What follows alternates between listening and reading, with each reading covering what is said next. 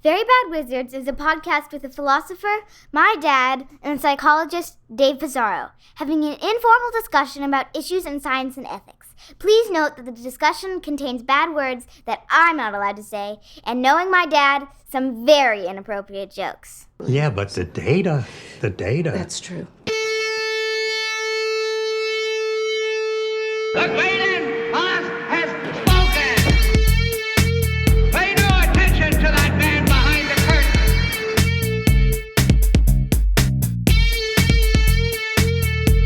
Who are you? Who are you? A very bad man. I'm a very good man. Good man. They think deep thoughts, and with no more brains than you have. Pay no attention to that man. Anybody can have a brain. You're a very bad man. I'm a very good man. Just a very bad wizard. Welcome to Very Bad Wizards. I'm Tamler Summers from the University of Houston. Dave, first they came for Charles Murray, and you said nothing. Then they came for sushi at Oberlin, and you said nothing. But now they've come from one of our own. For years, you've dismissed all the claims about wokeness encroaching on freedom of expression. Do you still think cancel culture isn't real? Once it happens to one of my own, now I'm convinced. Now this is the worst thing to happen since, I don't know, the submarine thing. Is that too soon?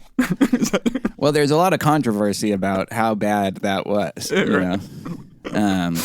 But yes, we are going to be talking about Yoel Inbar's adventure applying to UCLA. Scoop. It's a scoop. This is a BBW journalistic scoop. Yeah. Are the people at Fire right now just being like, God damn it, like I throwing down their headphones? I turned down the New York Times for you guys. I just want you to know and appreciate that. Is that really true? Yeah, it's actually true. Well, he talked to the New York Times.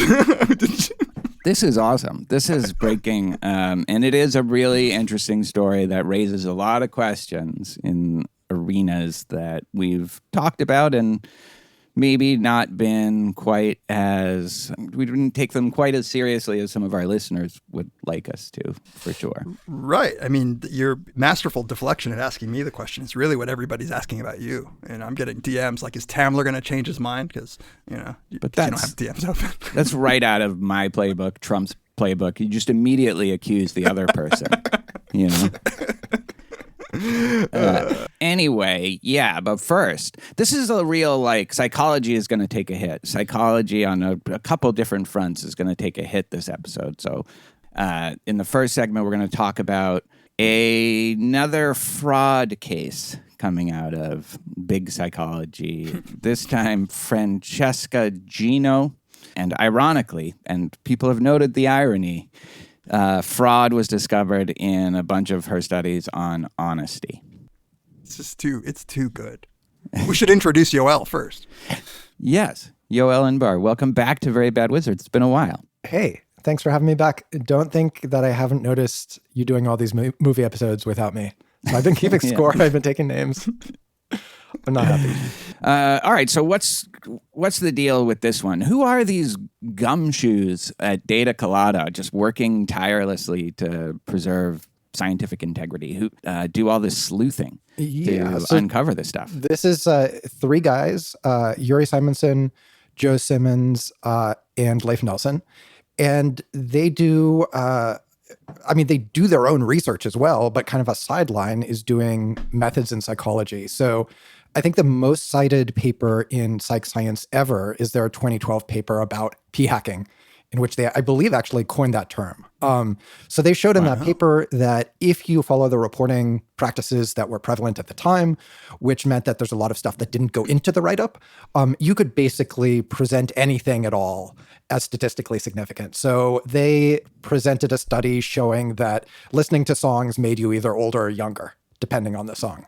It was a big deal and like a cool paper and had a big impact. And they have a blog, Data Colada, where they talk about, I think broadly stuff around like data, quantitative methods, research trustworthiness. And they have a little bit of sideline and talking about fraud cases. And the first one I think that they really that blew up that they looked at was this paper that Dan Ariely, friend of this show, was a co-author on, that ultimately ended up being retracted. So this was a paper in PNAS, very high-profile journal, that purported to show that people are more honest when they sign before they make some declaration than afterward.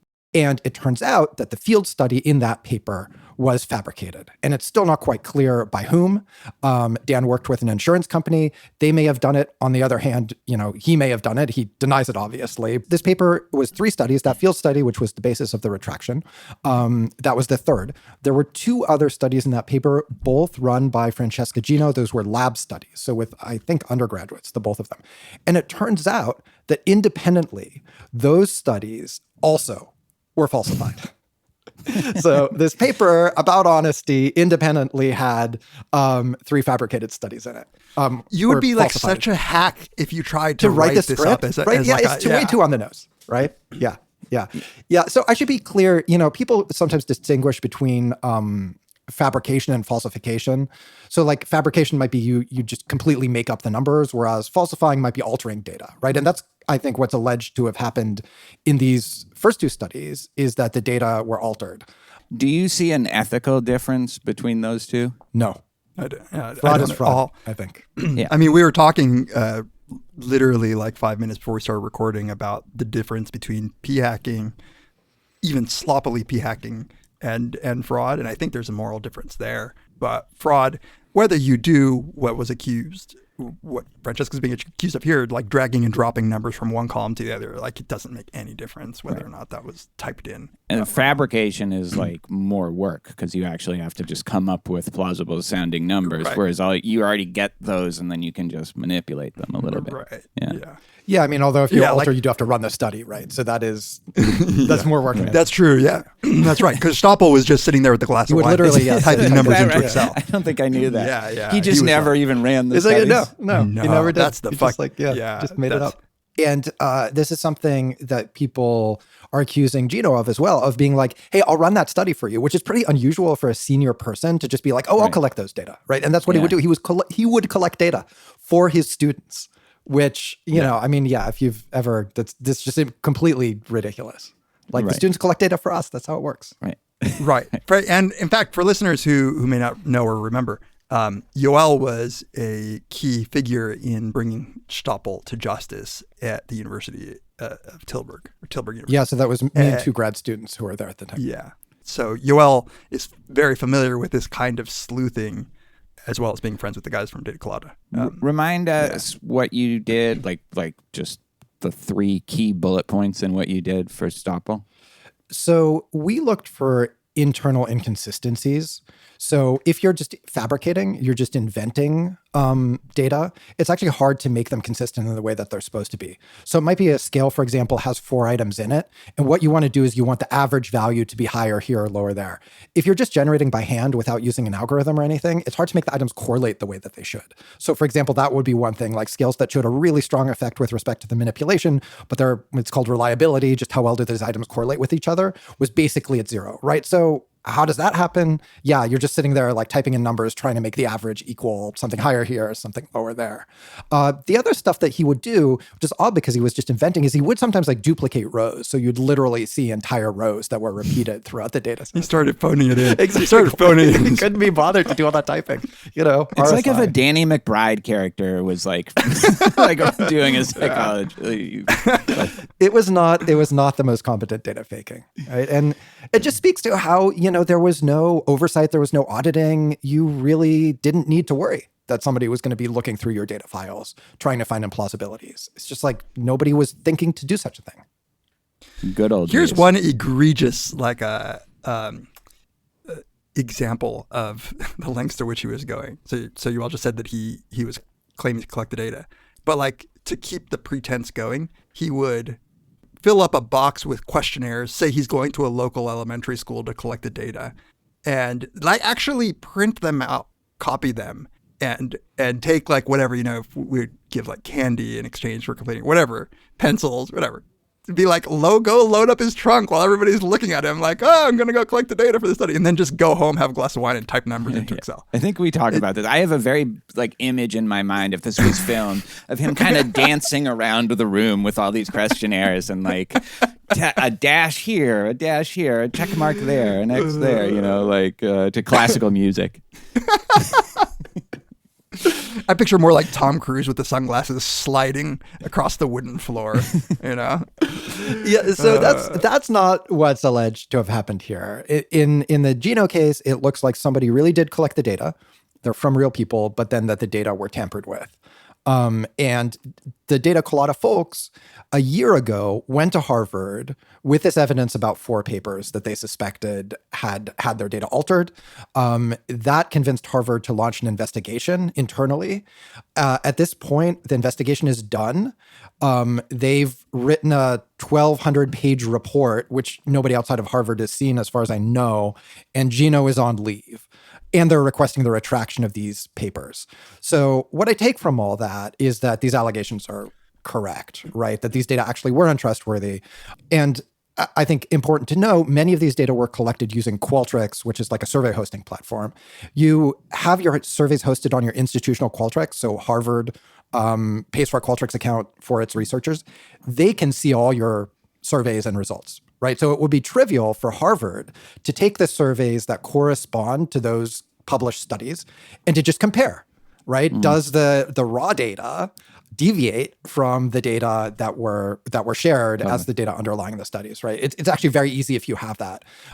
So the fact that Harvard seems to have decided, yeah, this is legit, makes me think that these things that they're talking about in the blog as being potential indicators of fraud did end up actually being indicators of fraud, right? So evaluate this not just based on what they've put out on the blog, but on the fact that Harvard, having all of these resources and this ability to really check the results, has decided that these papers need to go.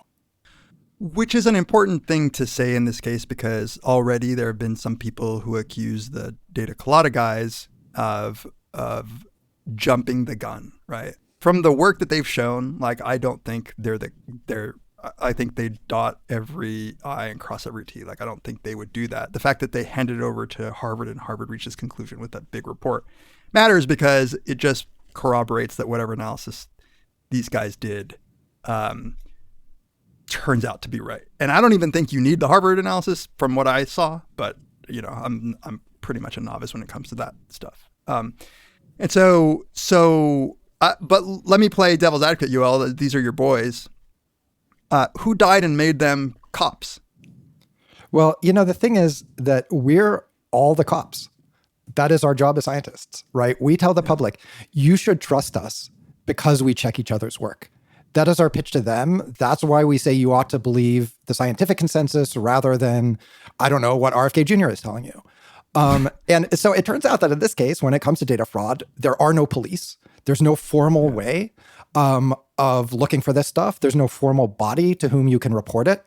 And so it's on the people who work in this field to keep an eye out for this stuff and to follow up on stuff that seems bad. Not everybody's going to be good at that. Not everybody's going to have the skills or the inclination for it, because honestly, it's not something that I would recommend an early career person do, because people do get mad at you. And there aren't really formal rewards for it. But I say if people are motivated to volunteer to do this stuff, God bless them. We need that. Clearly, you need it.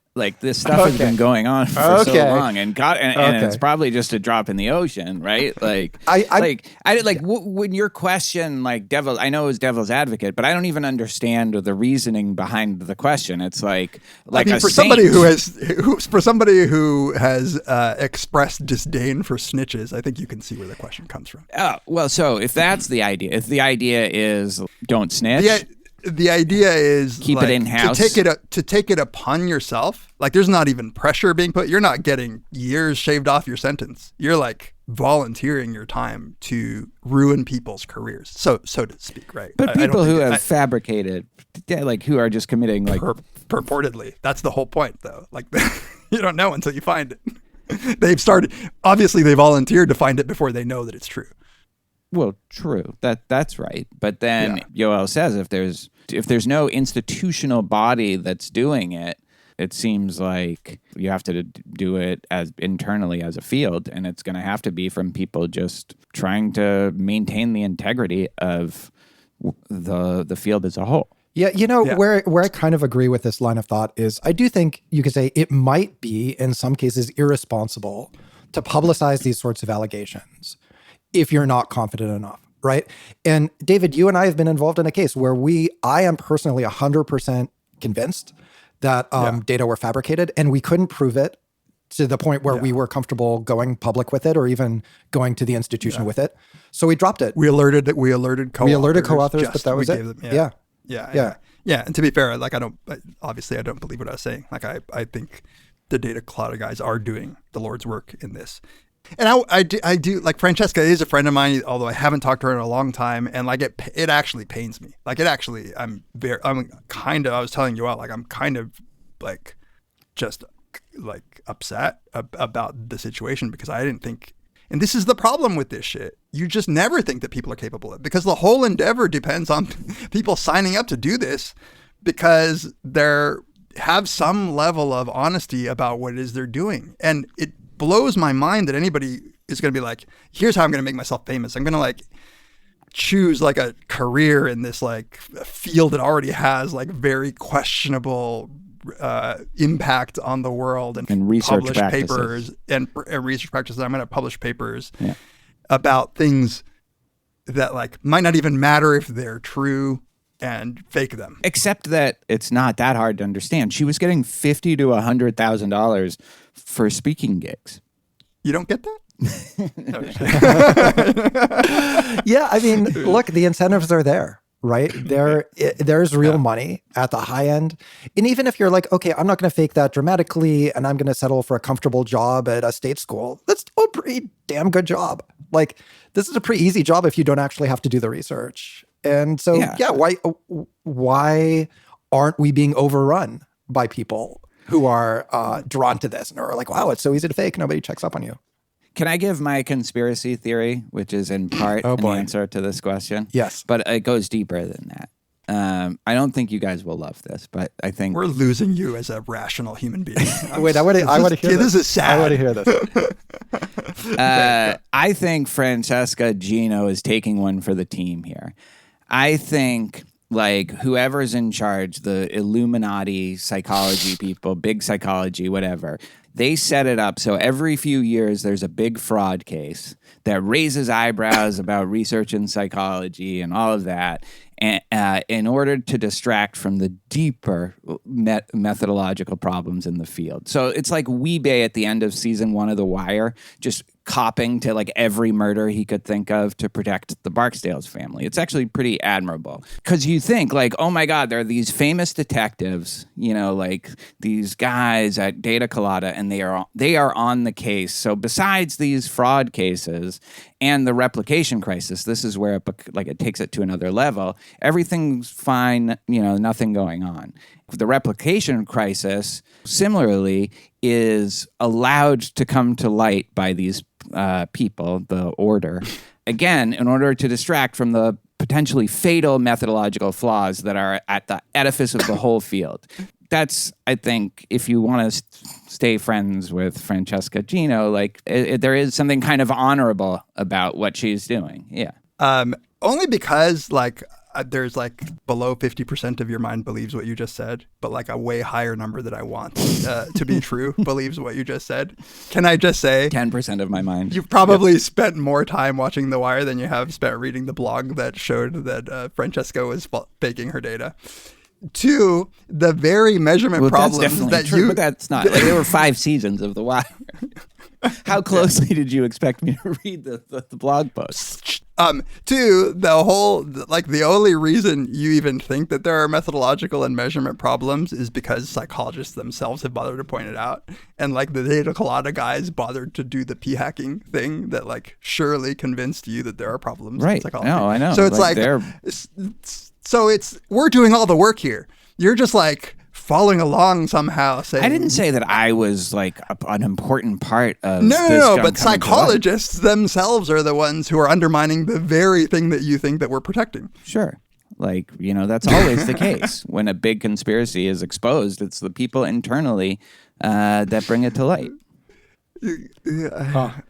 I kind of wish that were true. Yeah. I mean, like, I wish that this like theory, which basically requires that like by focusing people on this, you're making them in some ways like the field more than they would otherwise, or ignore other problems more than they would otherwise. I wish that were true. I really don't think it is. I think now people think, oh, there are a bunch of p-hackers, and also some people make up their data, and those people don't get caught for decades. And it just like, it looks terrible for I all thought there of were us. 4 things wrong. Yeah, There were exactly. 5 Now things there's, wrong. and this is an extra indictment, right? Just keep piling up the indictments. I mean, it sucks.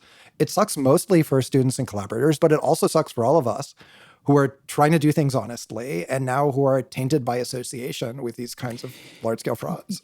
You know what? Like the analogy almost beat for beat is like performance enhancing drugs in like cycling or something like that. You have this group of people like at the top of their profession, then all of a sudden, like, there's all this downward pressure. Well, if we're going to be a little loose about our practices, then we all have to do it just to keep up. So there's built-in like rationalizations already. And it's probably in the same thing when you're looking at the motivation of those people. It's like these little incentives can just get you gradually a step away from actually doing it honestly. Yeah.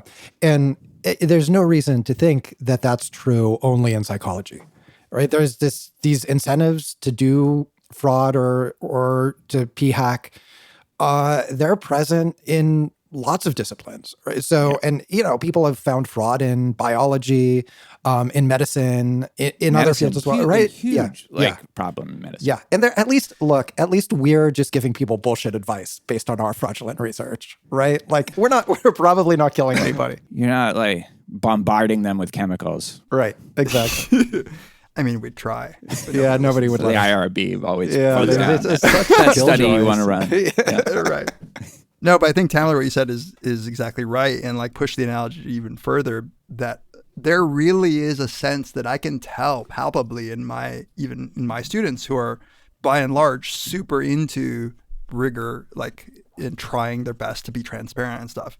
You take a look at the people who are publishing like 10 million things a year, and you're just like the up and comer who sees Lance Armstrong winning everything, and you just know in your heart of hearts that he's not doing it fairly. So you're just like, okay, do I run the risk of never having a real career in this field, in this sport, in this discipline, and keep doing what I'm doing honestly, and maybe wait for those guys to like get taken down, or do I just start p-hacking myself?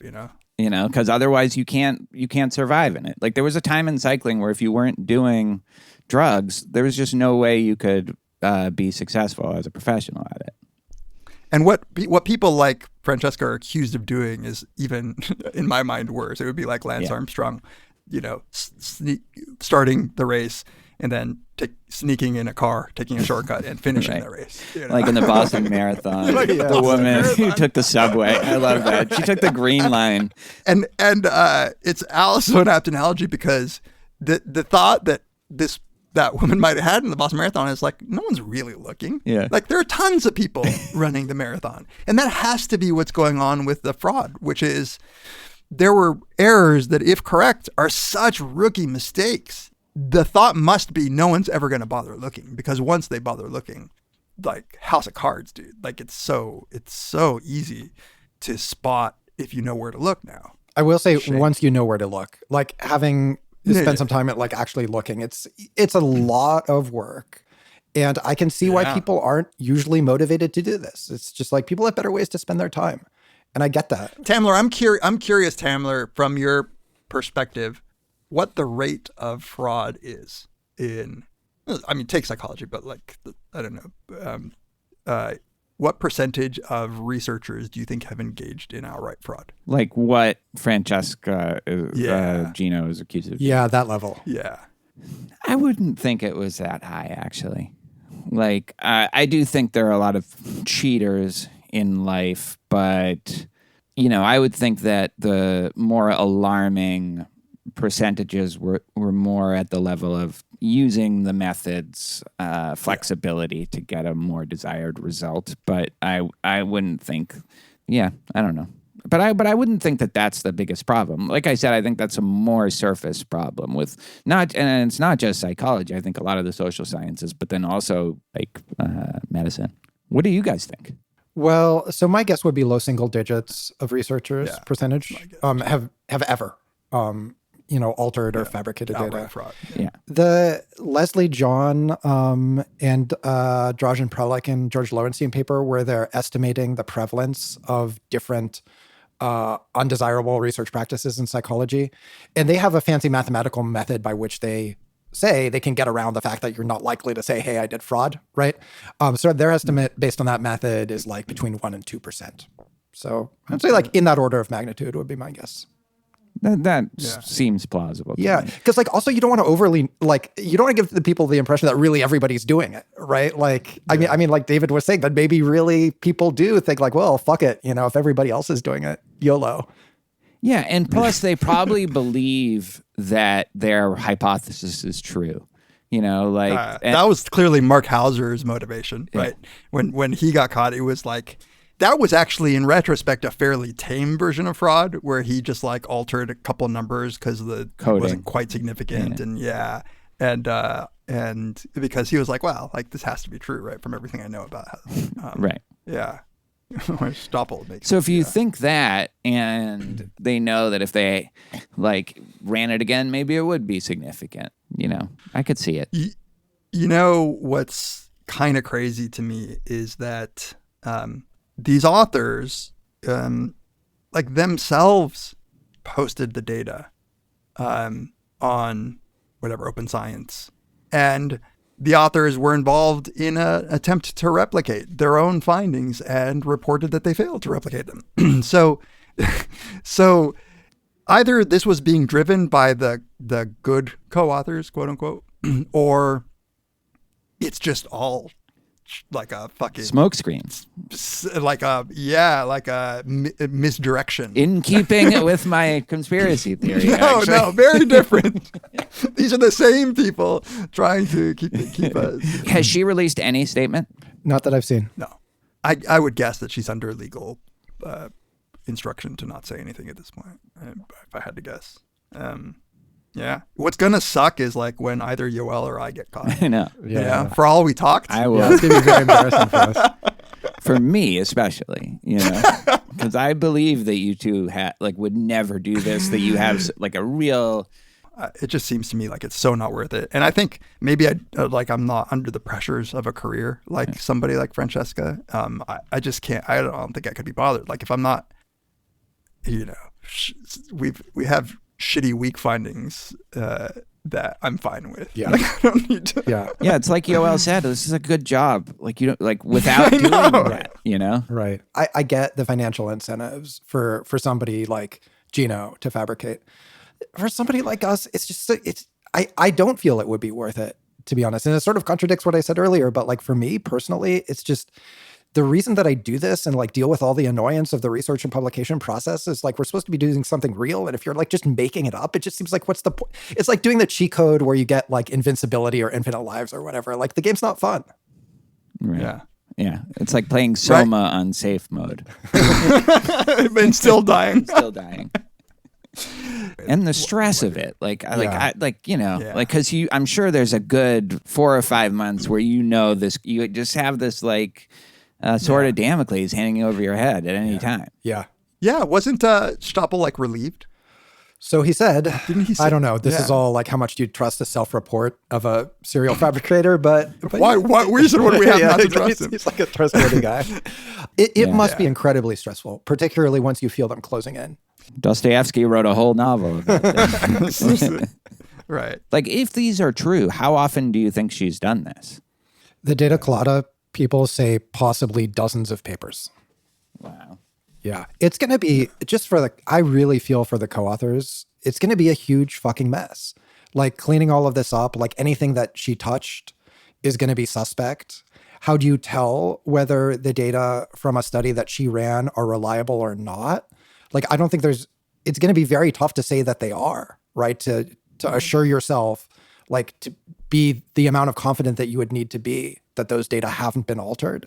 And then it might be that you end up retracting a paper where like she contributed one study that's now suspect that might not even have been falsified, right? It's such a clusterfuck. Now the burden of proof is more on. Right. Yeah. I mean, maybe there's things you can do by going back to our Qualtrics and like Harvard presumably did and comparing, the raw data from Qualtrics, but it's older. We're just not set up for this. We're not. Like it would become like a completely, it's not scalable right now, like to mistrust most work that's put out there, like the amount of work that it would take.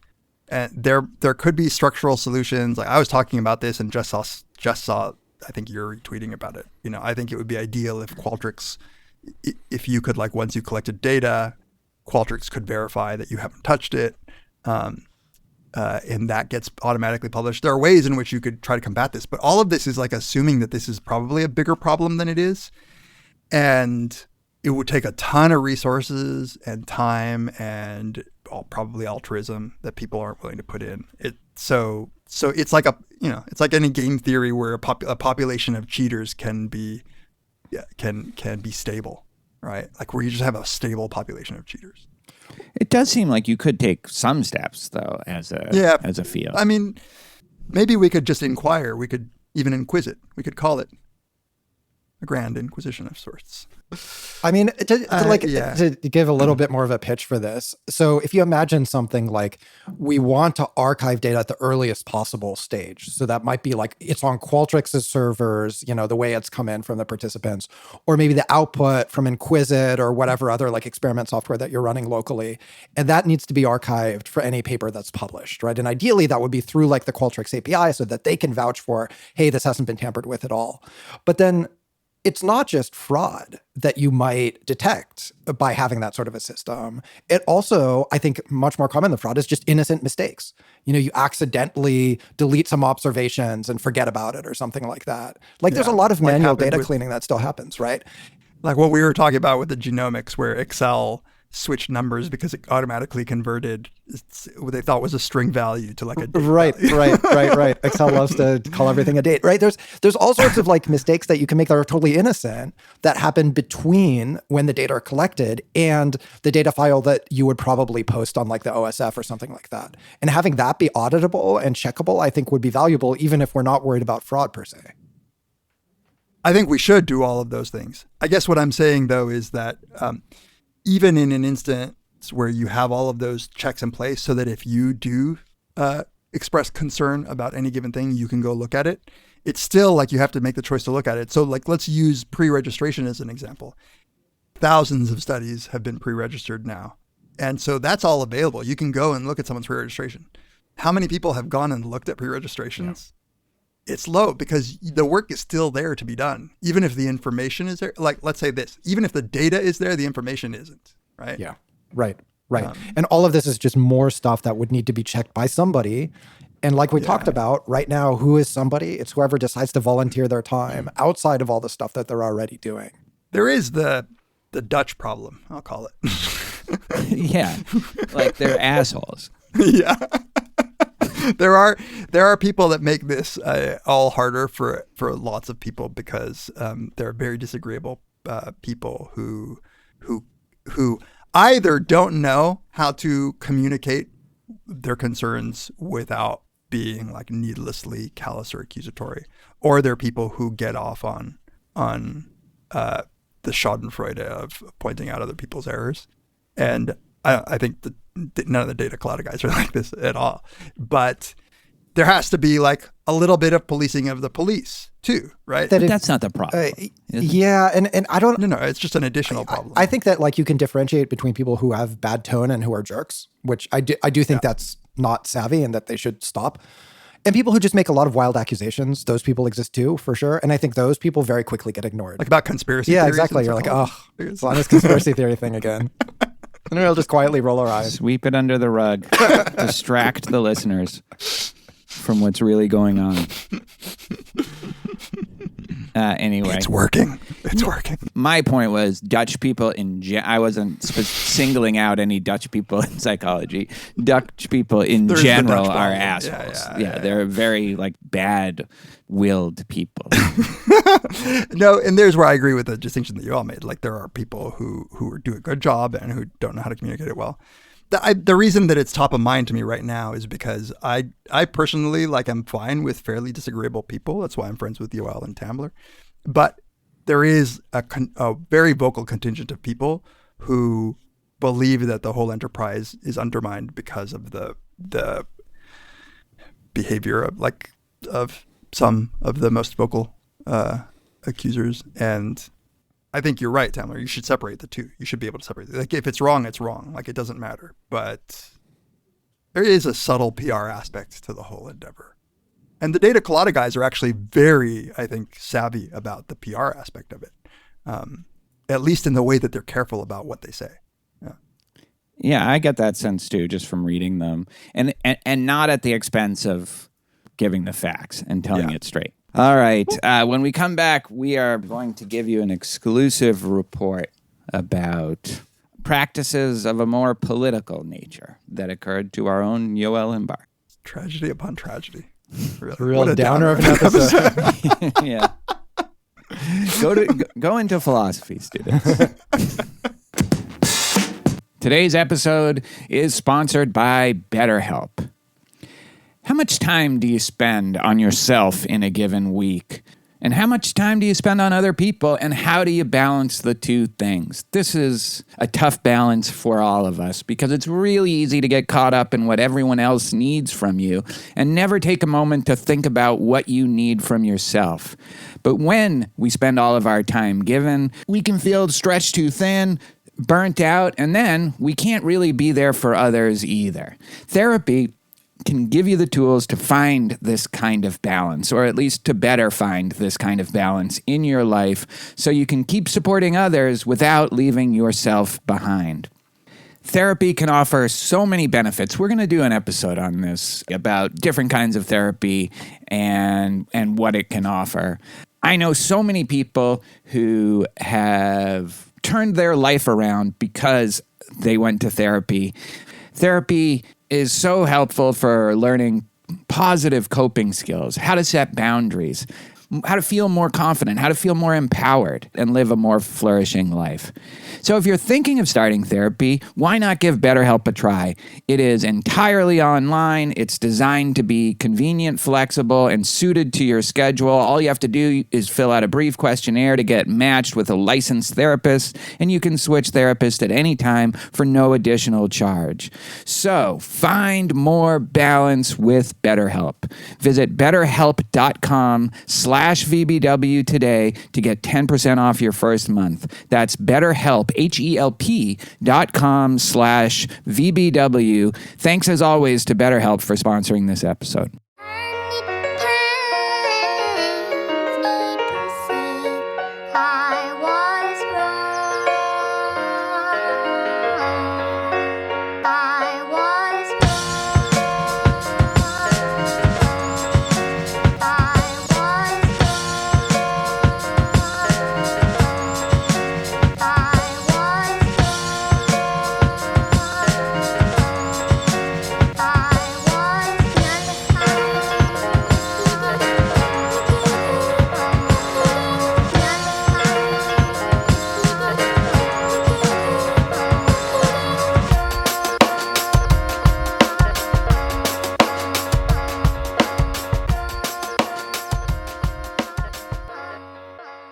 Welcome back to Very Bad Wizards. This is the time of the episode where we like to take a moment and thank all the people who get in touch with us, who support us, who reach out. We really appreciate all the emails. I know we always say this, but it's true. We've gotten some absolutely beautiful emails lately, and we thank you for that. We read all of them, even if we can't reply to more than a fraction of them. If you'd like to get in touch with us, you can email us, verybadwizards@gmail.com, tweet at us @verybadwizards, @P's for David, @Tamler for me.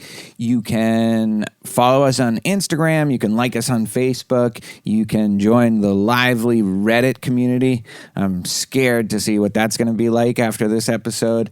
And you can give us a 5-star review on Apple Podcasts, which really helps us. We really appreciate those of you who take the time to do that. It's very fun. We get a little weekly update, and we see any new reviews, and we love them. And if you would like to support us in more tangible ways, there are a bunch of options on our support page. You can give us a one-time or recurring donation on PayPal. You can buy swag, and you can become one of our beloved Patreon members. And oh boy, we have a bunch of stuff going on there. At $1 and up per episode, you can get ad-free episodes. $2 and up per episode, so $4 a month. You can access our whole archive of bonus episodes, which includes our series, The Ambulators, the episode-by-episode breakdown of Deadwood, the greatest show of all time, which, not to toot our own horn, The Ambulators might be the best podcast series of all time, including the future, time stretched all the way into the past and all the way into the future. You can also get audio versions of our monthly Ask Us Anythings. One of those is about to drop. You get advanced previews of David and Paul's podcast, Psych. You're getting very soon a bonus episode on Inland Empire, David Lynch's Inland Empire, coming within the next few weeks for sure, with me and the doppelgangers, Jesse and Natalia. Although I was thinking maybe we should call ourselves the Throppelgangers. I'll keep you posted on that. And now I'm very excited to announce this for the first time, a podcast mini-series that I am doing with one of my heroes, Robert Wright, and it's called Overton Windows.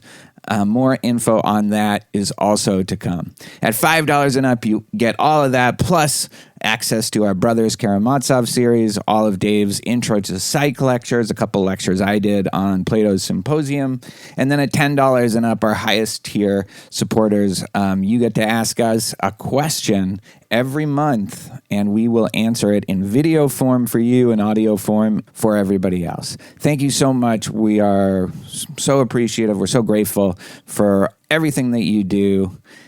Now let's get back to the episode. Okay, now let's talk about what we brought Yoel on here to talk about. Not just fraud, but an experience that he recently went through. And I have to say, I was disheartened when he first told me the story. So the story is, in a nutshell, and we'll let Yoel tell it, the experience of applying to a job at the UC system. And we, Tamler and I, have been wanting to have you on for quite some time to talk about it.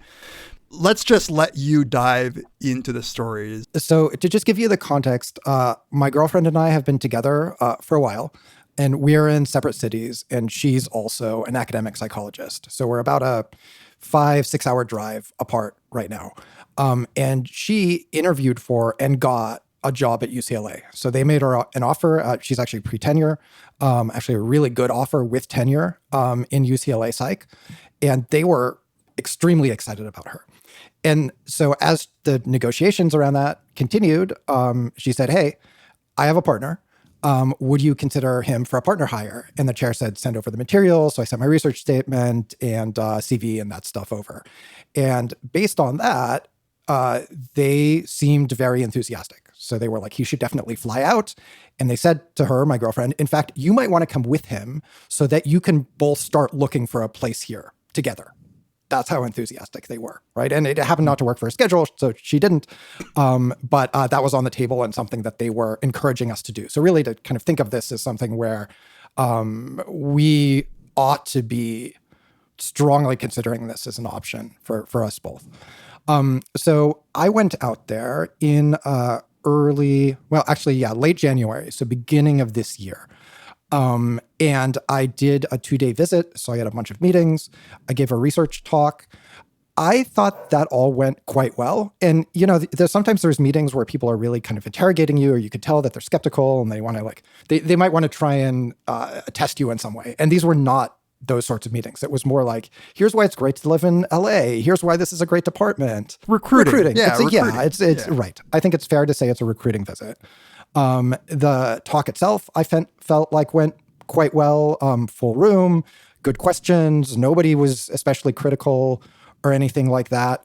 And then I flew back after the 2-day visit, and I really, honestly, I felt like I had nailed it. Like the meetings all went well, the talk went well.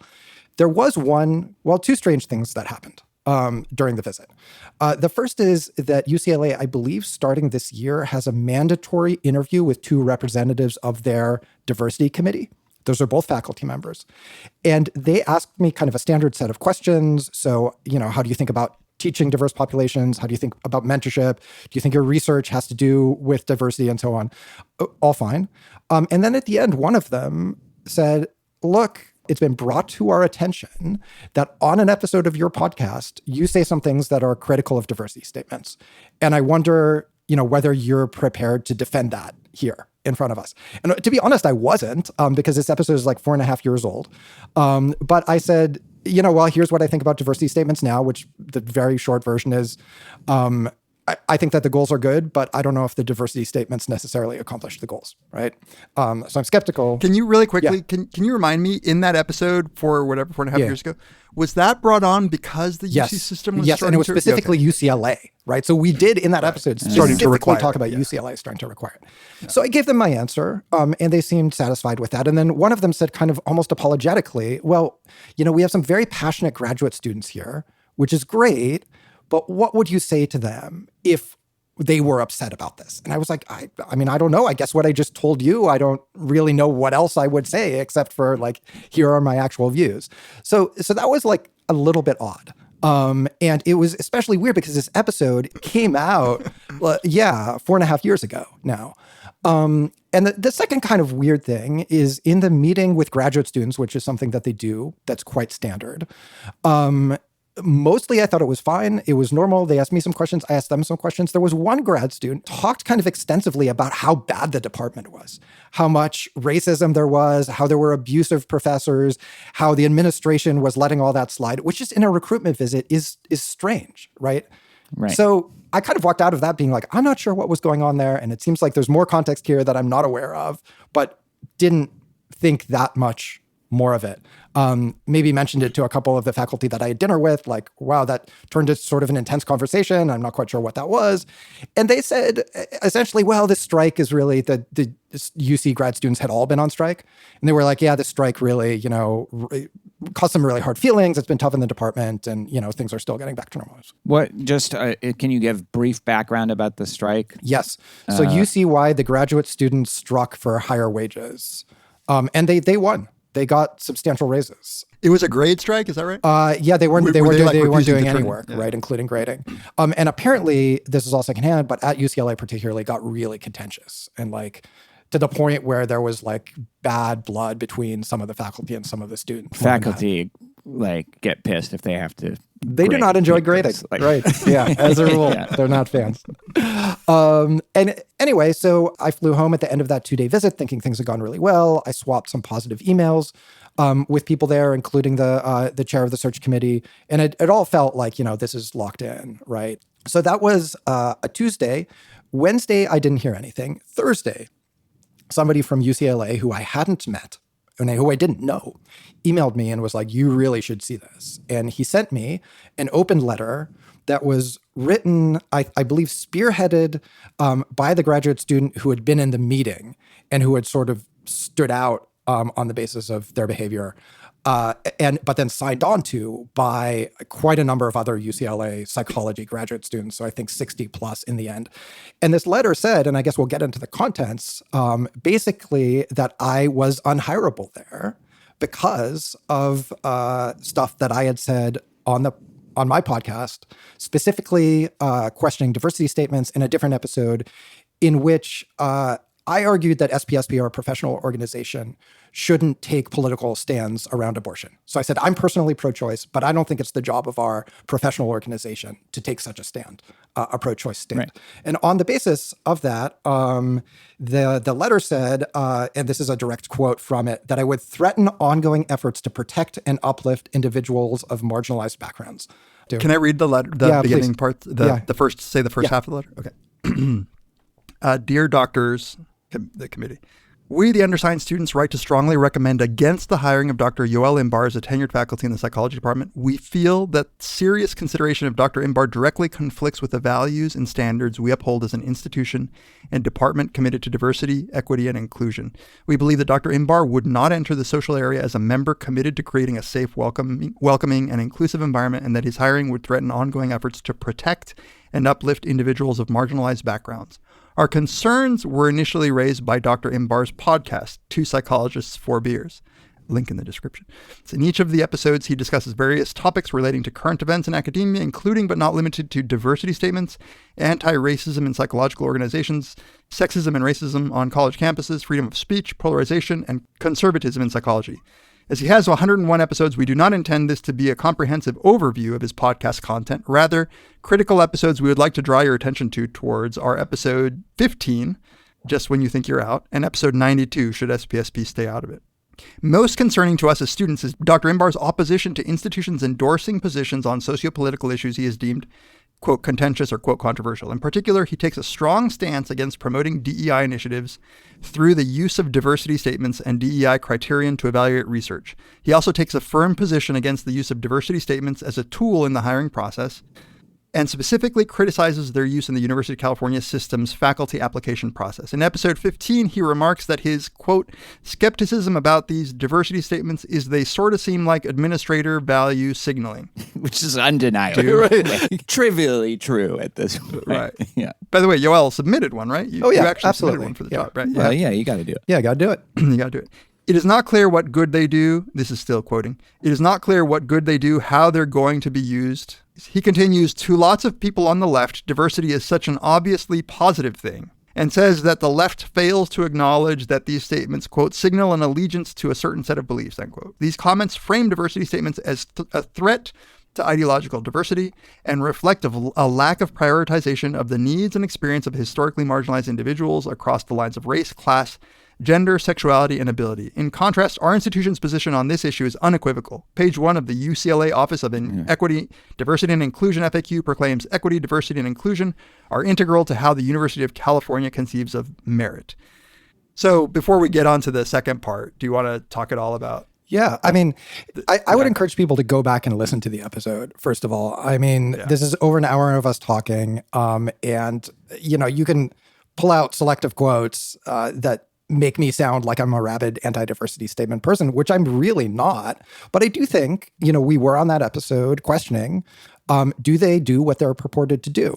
And I think that I had those concerns then, and I still have them now. And kind of briefly, what those concerns are is what you want is somebody who's going to be able to teach and to mentor people from diverse backgrounds.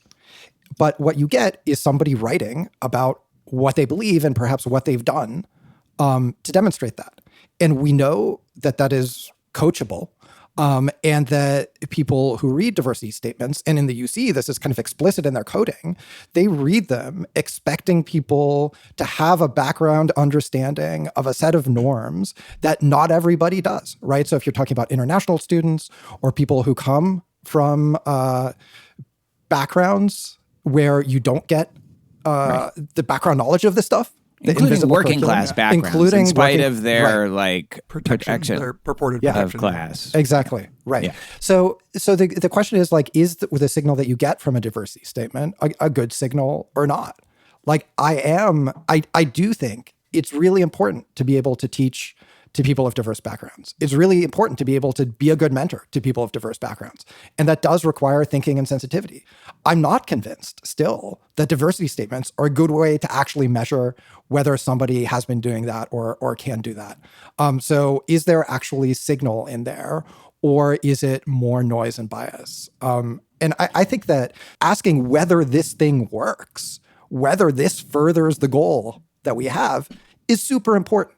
I agree with you that it is administration signaling. It is performative to the highest degree. I guess if I was defending them, I don't have really strong feelings about whether we should do them or not. If I was defending them, I would say, look, you're getting somebody to say something about what they can bring diversity-wise. And of course, people are going to make stuff up and they're going to try to game it or they'll be coached. But they're doing that for personal statements. They're doing that for like a large percentage of their application anyway. Doing it for another thing is not necessarily the worst thing in the world. And sometimes you might get some good information. But that's my view on that. Like your position, which I totally also sympathize with, like the idea that that would be something that made it clear that you're not committed to making marginalized people feel welcome is it actually is like part of the problem, right? It's like when you put all your attention on this stuff that at best like is on the periphery of like the actual problem, then you're not focusing on like the real issue, which is can Yoel actually teach people from these backgrounds in a way that will make them feel welcome? Like, so that's what's to me so wrong about what happened.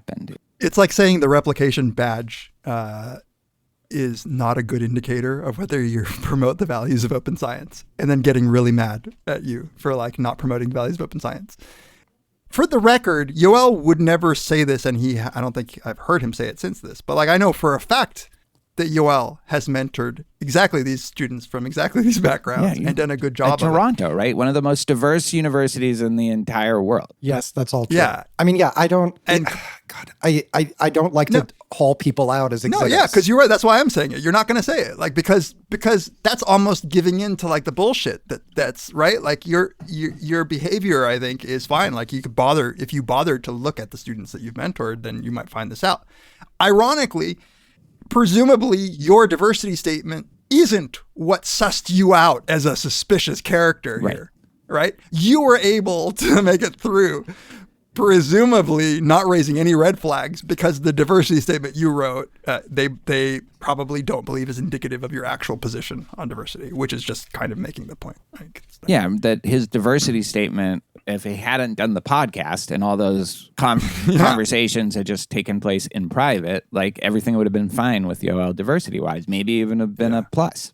Yeah. Right. Yeah. Right. And so I don't know if it's too early to talk about this, but like Tamler, I've been, to be honest, I know you guys argue about this a lot, and I've been more on your side of, well, people should speak up, like, and particularly, if you're tenured or close to it, it's just like, what have you got to lose? Like, there's this fear that's just disproportionate to the consequences. And this has changed my mind about that a bit, right? So it's not like my partner and I necessarily would have taken this offer. Like, I love Toronto.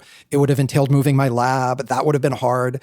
But like, this is it's always better to have the offer than not, right? So this is a real opportunity that like we didn't get and we would like to be together. And I don't want people to like cry over this for me. I have a great job that I love. I'm very fortunate, right? I'm not... I don't want to play the victim here, but you're not canceled. Exactly. I'm not canceled. I still have my job. Like, you're having me on this podcast. I'm still publishing. I still have my lab and my students and everything. But if you're like, hey, is there a cost to opening your mouth about this stuff? Absolutely there is. Yeah. Would I advise a junior person to take any sort of heterodox position on this publicly? Absolutely not. Because you only need to piss off a few people, right? Like, it just takes one or two to sink you. Just stay out of it. I don't agree with you on that. I feel like the benefits still outweigh the costs, just in terms of your soul. And like, I think also people will appreciate that you're somebody who will speak your mind. And if it costs you an opportunity here, it could get you an opportunity somewhere else. I obviously, like, in my behavior, agree with this. And like, and for me, like, the risk averse thing to do now would be don't talk about it, right? And I'm here talking to you because So I'm how many other jobs is this going to find? Exactly, right. Good thing I like U of T. But I think to be clear, you just have to be very clear-eyed about what it might cost you, right? If you're a junior person without a job or you're pre-tenure, then maybe you really do need to think, this could cost me opportunities, or this could prejudice letter writers against me. And I do think there's an asymmetry, particularly in hiring, such that somebody's negative opinion weighs really heavily, much more heavily than somebody's positive opinion. Basically, even if you like your ratio of who likes you versus dislikes you as a result of this is favorable, it doesn't matter because the one disliker basically gets a veto. Like, I think that's kind of the norm. You're not going to hire somebody over the strong objection of even maybe just one of your colleagues, but certainly a group of them. It's just a no-go. It's not worth it. It's like not worth this other person you might like almost as much. And so I'll just go with that one and not start a huge fight. Yeah. But like to push on what you said, Tamler, like a junior person who very possibly and likely, if they get any job offers, it might be one, and loses that job offer because they said something on a podcast.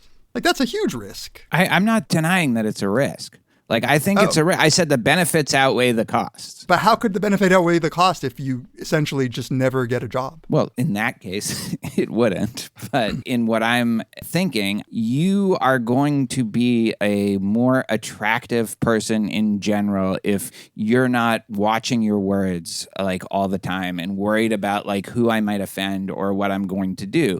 That will permeate your personality and it will affect in that way how people see you. That is something in general that people appreciate. And then there's just the intrinsic value of not being somebody who constantly strategizing and worried about things politically. Now, I want to be clear, like if I was Yoel, I might not have this opinion right now. I might think like I just got burned by this fire. Don't stick your hand in the fire again. But I feel like I have benefited, and I know other people who have benefited from just people thinking, oh, this is who that person is. When it comes to things that they take seriously and really believe in and are committed to, what you see is what you get. Like, I do think people appreciate that. Yeah, I guess I don't think that it's a case where you either become a disingenuous person or you say all of your. It's not that you're a disingenuous right? person. You're doing but whatever it is signaling. that you think people are picking up. Like I think that if you are the kind of person who generally speaks their mind, you still might, as a junior person, the costs might outweigh the benefits of speaking your mind about a certain small class of specific things that might sink you because one graduate student like got mad. And like, I don't know that I would. Obviously, I'm like you. Like in our position, I think there's no way I want to live a life where I'm concerned about saying this stuff. But like in thinking pragmatically about what to tell one of my students who's out on the job market, I think I might tell them don't. Right? Like, but isn't that a little paternalistic? You weren't like that. No, but times were so different, though. It's not, I mean, paternalistic, if you want to call it that, like because a lot of the advice that we give our students, like, you know, wear a tie and all that. No. Yeah, that's not the right word. I almost like you can't swing it like I did, but I get what you guys are saying. It's a different era. Maybe in that way. And that's where it was like a bit of it still came as a bit of a shock to me. And like, I was pissed off. Like, Tamler, you know, Yoel knows. Like, this pissed me off so much. The email is so infuriating. Because it would be one thing, which I still think would be wrong, if Yoel were the kind of person who actually was like a little bit actually like pissed off at minorities for getting jobs. But Yoel isn't like that. Yeah. So like we know people who are. we know people who are, yeah. Like we get a few drinks in them and they're like taking our jobs. So that's what makes it extra like, and I think what makes it feel even riskier to me where like you would think, because Tamler, you and I say this all the time, like I think that people can sense where our hearts are about this stuff. That's right. But people could take our words, like the way that they spliced Yoel's words in that is like... It's like tar. Yeah, they edited it with like multiple angles. I mean, look, Yoel has IDW adjacent... Yeah, so do we. And so do we. Yeah, it's true, but we're not applying out, apparently. Clearly not anytime soon. I want to just defend, yes, you're actually taking a risk. And maybe like there's a slight chance that this was your one chance at a job and you blew it because you said this thing about like how old somebody should be before they get hormone treatments. Yeah, don't say that. Yeah. So, yeah, and actually don't. Leave that issue alone, actually. Really don't touch that. Yeah. But there is a chance that will happen.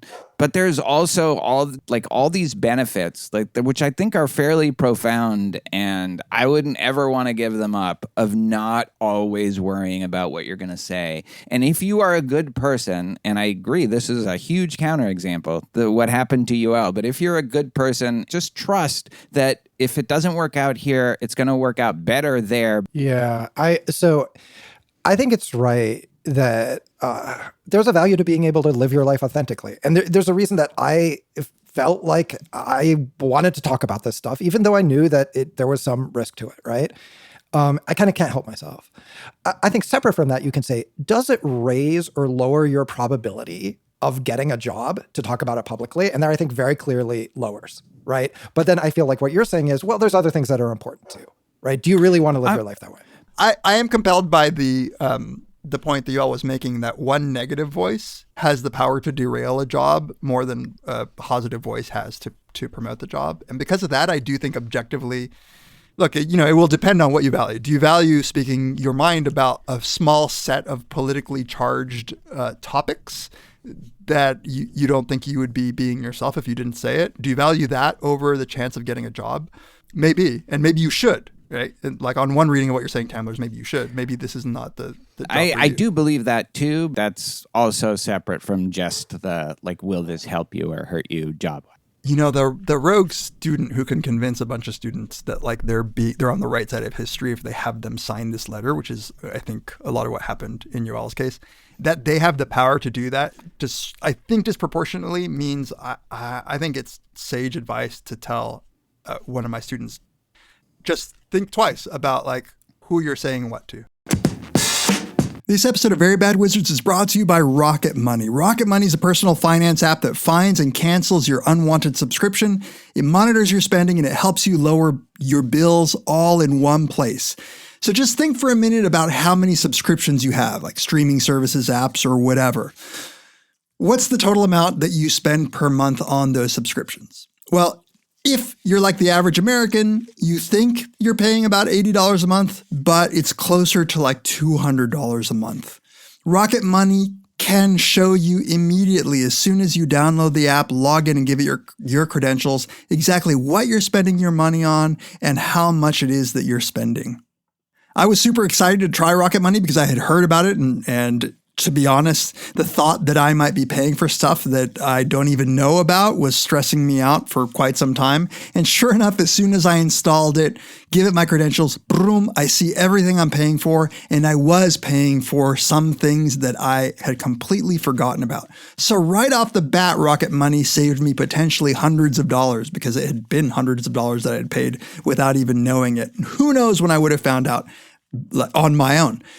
In addition, though, Rocket Money has some great features because it's aggregating your financial services, your accounts. It can show you in one place in a really nice dashboard exactly the breakdown of what you're spending your money on. So if you need help budgeting, it's a really handy app for that. And it also has a service that allows you to tell them, hey, do you want to try to save me money on some of these bills? So my cable bill or my cell phone bill, a concierge, a real human being is now in charge of trying to figure out whether or not they can bring my monthly cost down. If they do, I pay a little bit of that savings to Rocket Money. And if they don't, I pay nothing. But in short, they could potentially end up saving me hundreds of dollars per year. And all I had to do was install the app and let it do its work. As you can tell, I'm enthused with this app. I'm excited that I have it, and I'm going to keep it even if they stop sponsoring Very Bad Wizards, but I hope they keep going. And if you want to stop throwing your money away, you want to cancel unwanted subscriptions and manage your expenses the easy way, go to rocketmoney.com/VBW. That's rocketmoney.com/VBW. I promise you, it's probably going to be worth that effort that you take because if you're like me at all, you'll find something that you didn't know you were paying for. Last time, rocketmoney.com/VBW. Our thanks to Rocket Money for sponsoring this episode of Very Bad Wizards. So it just, I mean, we went on this long tangent, but just to wrap up the story, so I didn't get the job. Oh yeah, then they made me an offer. So. Right. But still, it was really But hard. that sucked, this is going to be very awkward. To have with to those deal with it. It was like 2 students. weeks where you weren't sure you were going to get the offer. Right. It's really a lot of uncertainty. Yeah, no. So I got the notice from the chair of the department that they were not going to go forward with my hire the same day. That I got this letter emailed to me. And it was done in sort of an unusual way. So normally they would send this to a department-wide vote.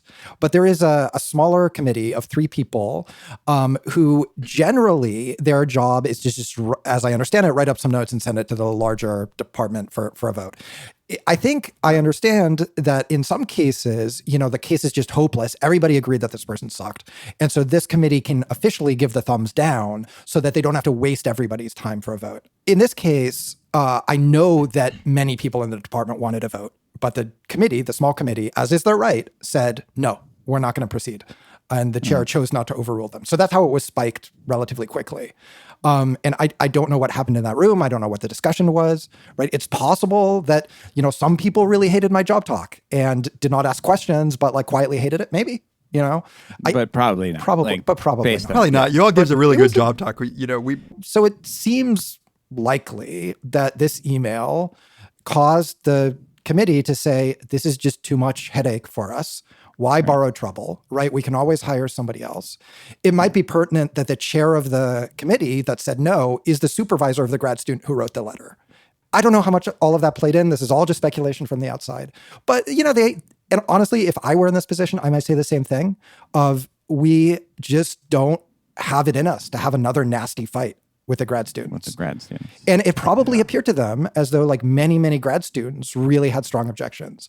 I've also heard that this got sent out to the grad students for a signature with like basically 2 hours notice. So basically sign on to this in the next 2 hours and we're sending it out. And if you don't sign on, you're a racist. Exactly. Well, we know, you know this for a fact because of a letter that in support of Yoel that got sent out. Which we should, I do really want to highlight that too, that there was a smaller group of students who I think very bravely wrote a letter saying, no, we don't agree with this. Right.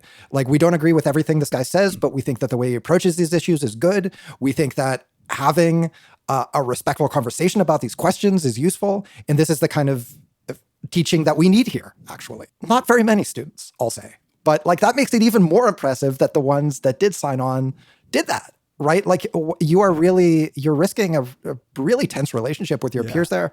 And I'm super impressed with them. And I think that's awesome. And yet if they were your students, you would tell them not to do that. Yeah. I mean, I think I agree with you that there is value to to not letting things pass when you think that they're unjust. Yeah. And not to distract any more from this, just to be clear what the impact of this is, you wouldn't necessarily have taken it. Maybe you wouldn't have gotten it at the end, but still, this was a place for you and your partner to go. You're living different cities now. You would be living in the same city at a very prestigious place. Like that's a lot to lose for fairly anodyne statements that you made on your podcast. Yeah. There was a real cost. And statements that and misinterpretation. Like there's part of this that bothers me is the going to the podcast for, there's probably I could we should be bothered by that. Yeah, right. Correctly. I will admit that part of what maybe this is just how empathy works, but the thought of what would happen to us if people really wanted to paint a nasty picture of us. We need to go back through them and just put big censor beeps for just the entire episode. One long beep for most of the episodes. Some faculty also wrote in opposition to this decision, and it caused some friction, I'm sure. I'm sure that was awkward. Yeah. So it's not like everybody there was unanimous in thinking that this was disqualifying, that, you can't hire somebody who has these views. Probably most people, from what I heard individually from people there, I think many people were like, I don't see anything wrong with this. And I think that this is really unjust. But Yeah, Sorry. that's the worst thing. It's like they just why start this fight? And what's crazy to me is that, again, like it may be the case that some statements that people make are diagnostic of actual poor fit with the values of an institution like the UC system, but I don't think that that's the case here with you at all. It's also true, I think, I don't have data on this, but that most professors that I've ever talked to who are willing to talk in private about what they think about this kind of thing express very similar concerns. Just nobody says it in the group meeting. Yeah, because why borrow trouble? I think it's probably what most people believe about it. Right. Like, And that's the way in which I have complicated feelings about this, but that's the way in which IDW people are right. They're not good at coming up with like actual like numbers as to how many people are being discriminated against because of wokeness or whatever. But that little just encroachment, that narrowing of people feeling like they can say what they believe, that definitely has costs. Like I also think they contribute to people being terrified about this stuff by constantly writing articles about it, and New York Times and the Atlantic or whatever constantly publishing stuff about this. That contributes to the problem, but as this case with Yoel shows, like it's not real what's happening. So it's a very complicated situation in that way. Yeah, and beyond just like questions of fairness, I think, like as a social science for us, like we want to be trusted by people who don't agree with us politically. And if it's like, I'm like well to the left of the median Democrat, right? So if I'm a no-go, we're supposed to be speaking to people like the vast majority of the country who's to my right. And I think if we keep doing this sort of stuff, like people will catch on and we will have no credibility. Like on top of all our other credibility problems. Like, yeah, right. I was going to say, like, maybe like, this is if it's any line, consolation, right. we didn't trust you anyway. Yeah, exactly. This is just piling on and not really that important. Yeah. I think that's probably correct. Did you know that holding a warm cup makes you actually feel warmer? Yeah, but I mean, in theory, we're supposed to be generating trustworthy science that people, regardless of their political orientation, can use to make better decisions, right? Whether that's personally or in policy. And I think that we will lose even more credibility in the eyes of the public if we keep going in this direction of saying, we're going to exclude almost everybody because their politics aren't sufficiently pure for us.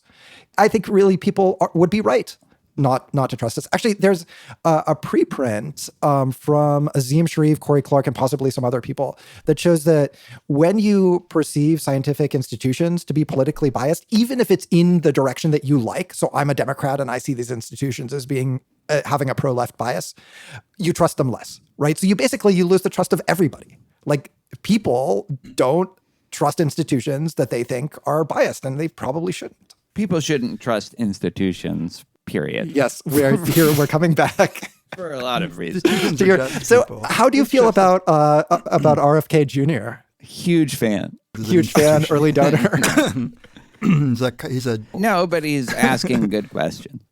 Let me read this second paragraph, which is just shorter than the first. This is where I where they're totally justified in not wanting to hire you. So the letter continues. In episode 92, Dr. Inbar discusses SPSB's implementation of DEI criteria. SPSB is the Society for Personality and Social Psychology. We're both members. We go to the yearly conference. Implementation of DEI criteria as an additional method of evaluating submissions. Dr. Inbar highlights that the Society's membership, quote, relative to the U.S. population, underrepresents white people and Hispanic and Black, implicitly undermining, end quote, and distilling down the complexities of access, structural inequality, and representation in spaces that are historically dominated both in proportion of people and ideological power by dominant group members, e.g., white, cisgendered, heterosexual, higher socioeconomic class, etc. He goes on to share his support for quote-unquote affirmative action, but states that, quote, there's this other stuff about using certain methodologies and if it's based on critical theory. And at that point, I'm like, come on. I don't think it's the job of the organization to be promoting certain subdisciplines that to me goes under the scientific quality of the work. And that these criteria, quote, give reviewers license to apply their existing political biases, end quote. This misunderstanding and or mischaracterization of the function of DEI criteria tells us that Dr. Inbar does not understand nor value the need for an inclusive culture of academia, either interpersonally or intellectually, as a means of broadening and elevating the rigor of our science. What was the first part of that, Yoel, that they were saying? Like, what was, like, if you wanted to get in their heads, what they're objecting to? I honestly don't understand the criticism. If it's talking about the kind of disparities between population prevalence of racial or ethnic groups and their representation within the organization, that made them mad, and I don't understand why. Yeah, so one of the things that one of the points he was trying to make was, and I think it might be related to this, was that the policy of saying, well, Georgia has these strict anti-abortion laws. We have the conference in Atlanta. We shouldn't have it in Atlanta anymore because of this. And Yoel was saying, well, look, if you want to promote the diversity of SPSB's membership, shouldn't you take into account the fact that actually Hispanics and blacks probably disproportionate, I should say, you got to erase this. Hispanic people and black people usually actually have historically views that are more conservative on abortion than white people. So aren't you doing a disservice to our very people? And if you think that we should be concerned about the proportion of our membership, isn't it concerning that, say, Asians are way overrepresented compared to Hispanics and blacks in general, right? I guess those are two separate points. They took offense to this. Yeah, I mean, I wouldn't say I'm super worried about Asian overrepresentation per se. I think I do think that we underrepresent some groups and that's bad. And when they said, he voiced his support for affirmative action, like what I was saying was, if in the selection criteria, we want to say there's these underrepresented groups that we want to give a boost to, I think that's 100% defensible. What this whole controversy was about was the organization adding on another layer of, you have to write an extra diversity statement. And that's kind of nebulously can include the subject population of your studies, the researcher identity, the kind of methods that you use. And then in some unclear way, they give it a diversity score that reflects, that is then used to decide whether to accept the thing or not. So they just recently came out with a report that basically showed that these diversity scores actually weren't related to likelihood of acceptance at all. Right. So then you might ask, what's the whole point of the exercise, right? Like, which some people took it as like a win. How is that good? Like, see, right. you people who are worried about these like actually being like problematic, like for whatever, you white cisgendered people. I mean, this is the thing. It added just bullshit bureaucracy that doesn't address the actual problem. To them, isn't a cost. It's like a virtue. Yeah. And so it's like, it didn't actually make it more diverse, but like at least it people demonstrates the values and it makes people think. Yeah, that's literally what people say. And I just get allergic to that stuff. And rightly so. This is like, this is one of the most frustrating things about privileged people coming into this space and trying to figure out how to make more work for everybody. And not care about like the actual problem and just care about like what we can do to show that we care about the actual problem. And I felt like this stuff was fading. I felt like this stuff is getting exposed for like the Robin DiAngelo bullshit, all this stuff. Like I thought this happening to you in 2020 wouldn't have surprised me as much as it happening now, because I thought people were starting to like already get a little skeptical as to like what this added bureaucracy and all these new committees and all these new ways of trying to evaluate diversity, like what it was actually accomplishing, and realizing, oh wait, this is just a way for like managers to make people work more for their image. But like, I guess not. I mean, I guess it depends where you look. Yeah. So, and the other kind of separate part of this is the abortion stuff, where just to be clear, I'm personally very pro-choice, but I just don't think it's the organization's job to be. You just don't think women should. I think it's up to the men who need to make this decision. But yeah, I just don't think that our professional organizations should be taking a public stand on stuff where there's, I mean, I think it's one thing if it's the kind of bigotry that we kind of as a society agree is just unacceptable. But if it's a live, debated moral issue where there's, for example, conservative legal scholars or philosophers, not necessarily conservative even, who I really respect, who make pro-life arguments that I think they don't ultimately convince me, but I don't think they're invalid, right? So to say taking a pro-life position is just beyond the pale, that strikes me as too far. For the record, and to all search committees that I may apply to one day, like, I totally agree. Like, I think it's completely inappropriate on this issue, as much as I am, like, appalled by the Dobbs decision. Like, on this issue, for a professional organization to say that this is our official position, I think is inappropriate. This is, I think, a live moral issue. I always am, like, I don't love when people say it's the conservatives who are really oppressed and they're marginalized. But in this case, like, the, like, small group of pro-life conservative academics. For the record, I actually disagree with both of you, and I had this argument with Yoel. I think that a society that decides to, like, the crucial issue here was not like a statement of belief in political principle. It was like every year we pick a state and we give this state like thousands and thousands of our dollars. We bring our whole society over, we pay a lot of money, they get something out of it. If we're going to pick states, let's pick states that represent something we believe morally, because I believe what you believe morally should matter in like where you're going to pick. Now, if in an ideal world, I think they should just put that shit up to a vote.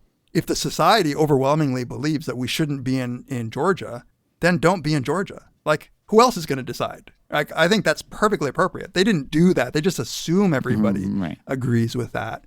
But like, the membership should decide that. And honestly, being a member of SPSP doesn't like make or break whether or not I can do social science. So like, if they do something that pisses me off, like if they decided to become a pro-life institution and like say like only support states that were pro-life, I would just quit. Like, I mean, I would say like, fuck you. Like, I obviously don't belong in this society. I mean, that's I think fair enough. Like, I actually think that's a very plausible position. Yeah, right. Like, I think professional organizations can decide to do business with some states or entities and not others, and that's fine. I would have...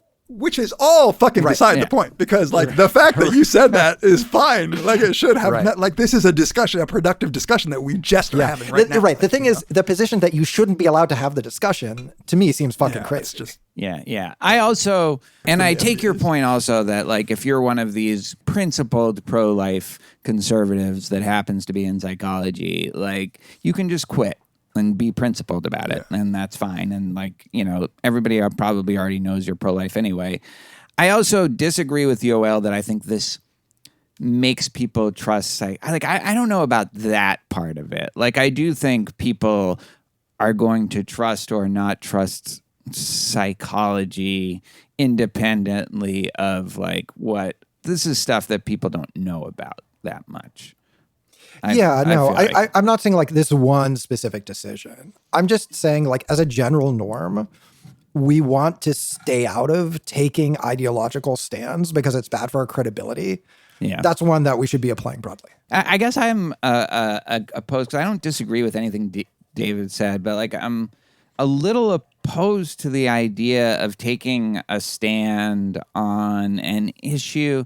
I mean, I get it though, because, you know, like I would have been more opposed to it before the Dobbs decision, I guess. After the Dobbs decision, it's like maybe this is the time to start taking a stand and sending signals. And this is something like a huge psychological or like psychology organization might have an impact on, like legislators, you know, just like saying like who are already probably conflicted if reluctant to go along with the party line on this because it's unpopular. Like maybe it's a good thing to just pile on the things that just to give them more incentive to pass some law that will allow women to have abortions in the States. So I guess it's complicated, especially after Dobbs, but I do feel like it's a live moral issue. They're like, I guess you're right, Yoel. It could exclude some parts of your audience who are just like, okay, they're ideological, and so I don't trust what they're saying.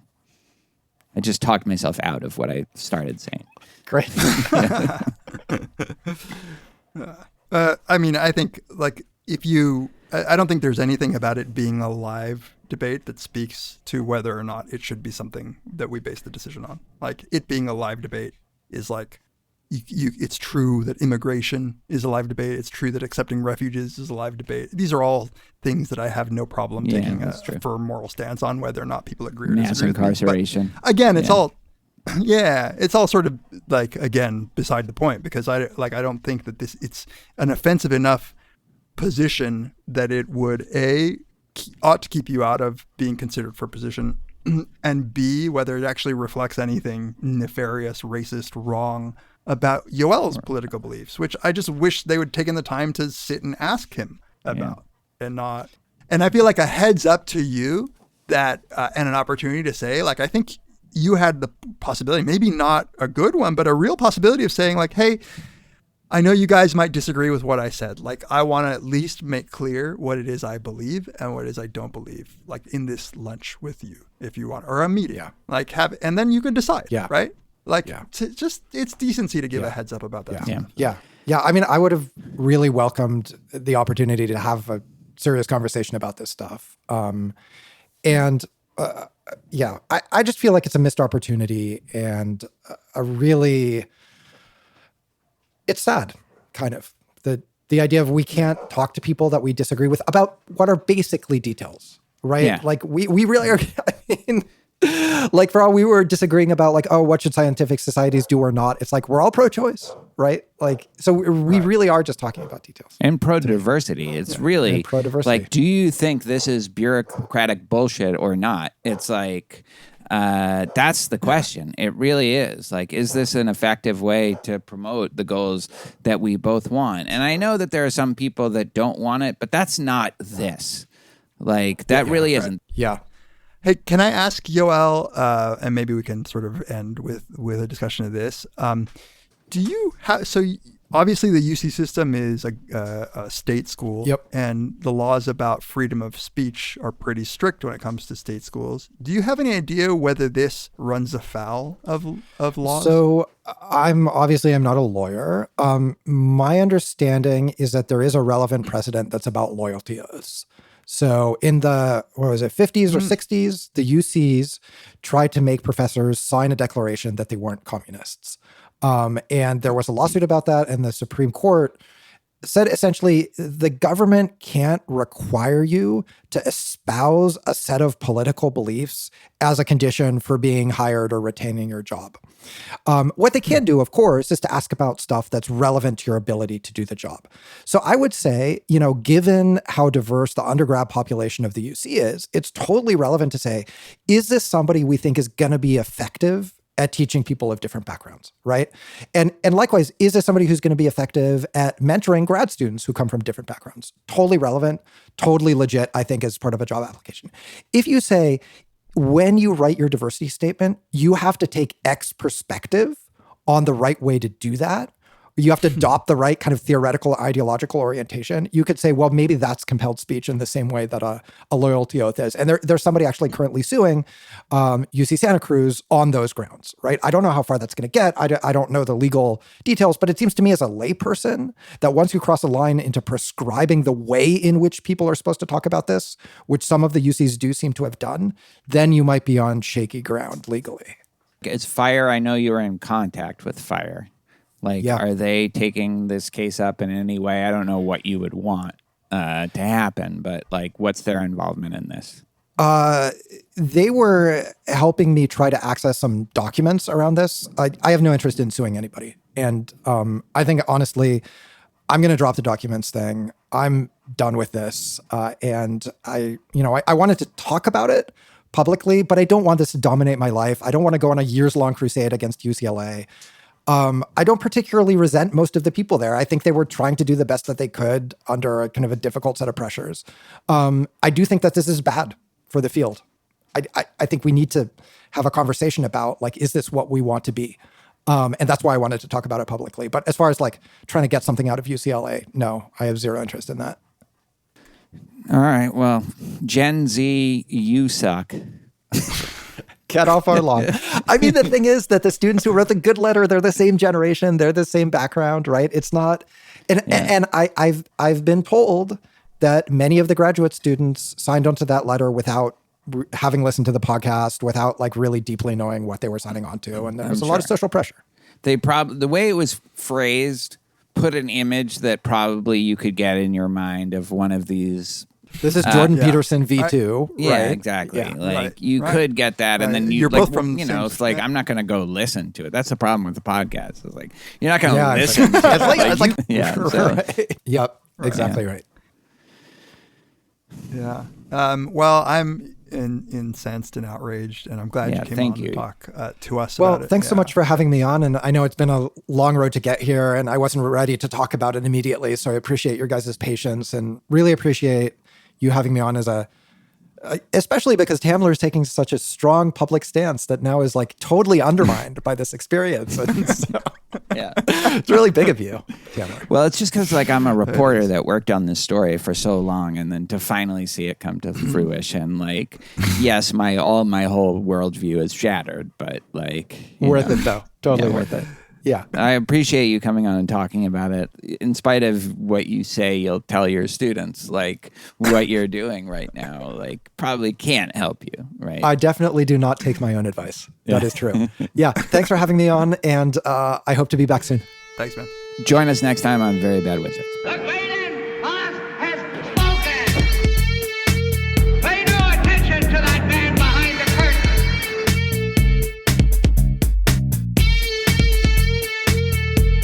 Who are you? Who are you? A very bad man. I'm a very good man. Good man. They think deep thoughts, and with no more brains than you have. Pay no attention to that man. Anybody can have a brain.